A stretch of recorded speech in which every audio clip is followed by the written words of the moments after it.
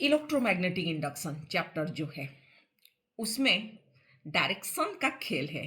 तो मैंने कुछ डायरेक्शन रिलेटेड क्वेश्चन में अपने बच्चों को करवाई थी। जो करंट में करंट जा रहा है कि क्लॉकवाइज एंटी क्लॉकवाइज, तो मैग्नेट आ रहा है तो उसका डायरेक्शन क्या होगा।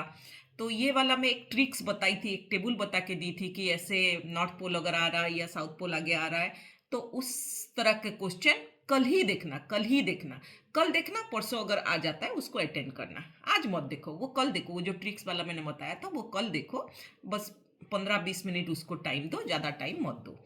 तो इलेक्ट्रोमैग्नेटिक इंडक्शन से तुम्हारा लेंस लव हुआ या सेल्फ इंडक्शन, म्यूचुअल इंडक्शन, ये सारे डेरिवेशन और उसके रिलेटेड कुछ न्यूमेरिकल्स हुआ। जैसे एक न्यूमेरिकल्स कॉमन है जो आता है जिसका answer half B L omega square होता है। एक आइदर रॉड रोटेट कर रहा है या एक सर्किल रोटेट कर रहा है तो कितना इलेक्ट्रिक फ्लक्स, इंड्यूस्ड ईएमएफ, ये सब इंड्यूस्ड हुआ उसके ऊपर। तो मैंने जब पढ़ाया था मैंने तो बताया था इलेक्ट्रोमैग्नेटिक इंडक्शन चैप्टर क्या है। बस इंड्यूस्ड ईएमएफ, इंड्यूस्ड करंट के बहुत सारे फॉर्मूला है, अलग अलग फॉर्मूला है। और सेल्फ इंडक्शन, म्यूचुअल, इस सब के डायमेंशन भी तुम लोग थोड़ा देखो क्योंकि लास्ट ईयर से डायमेंशन आ रहा है। तो +2 सेकेंड ईयर के रिलेटेड जितने डायमेंशन है उसके ऊपर थोड़ा ध्यान देना। यूनिट आता है तो डायमेंशन अपने आप आ जाएगा, उसमें कोई बड़ी बात नहीं है। तो ऑल्टरनेटिव करंट ये भी थ्योरी वाला चैप्टर है जिसमें न्यूमेरिकल्स भी आ सकते हैं। जैसे तुम्हारा अल्टरनेटिव करंट से शुरू हो गया तुम्हारा average current for full cycle and half cycle, RMS current full cycle, जो हाफ साइकिल का आरएमएस नहीं है, फुल साइकिल के लिए ही है।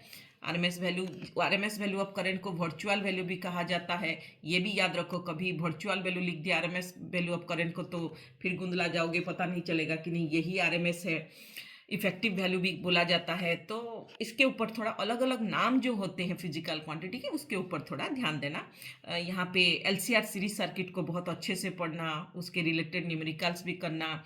फिर यहाँ एसी डायनामो, उसको जैसे भी करके पढ़ना। ट्रांसफार्मर है इस चैप्टर में, क्वालिटी फैक्टर है। देखो क्वालिटी फैक्टर कभी ज़्यादा दिया नहीं है, उसके रिलेटेड छोटे मोटे अगर न्यूमेरिकल्स दे देता है क्वालिटी फैक्टर या रिजोनेंस के ऊपर तो बड़ी बात है, लेकिन ज़्यादा देता नहीं है। तो ये अल्टरनेटिव करंट है और सबसे इजी है इलेक्ट्रोमैग्नेटिक वेव्स, उसी को ही बच्चे नेग्लेक्ट करते हैं। देखो इसमें बस जितने इलेक्ट्रोमैग्नेटिक वेव्स है वो टाइप्स पढ़ने हैं, उसके फ्रीक्वेंसी रेंज, इसके वेवलेंथ रेंज, जो मैंने लिखा है था कि इसका फ्रीक्वेंसी का जो लास्ट है उसका फास्ट है, तो इस तरह से वो याद रख सकते हो। और उसके यूजेस जो है वो बड़ी बात नहीं है।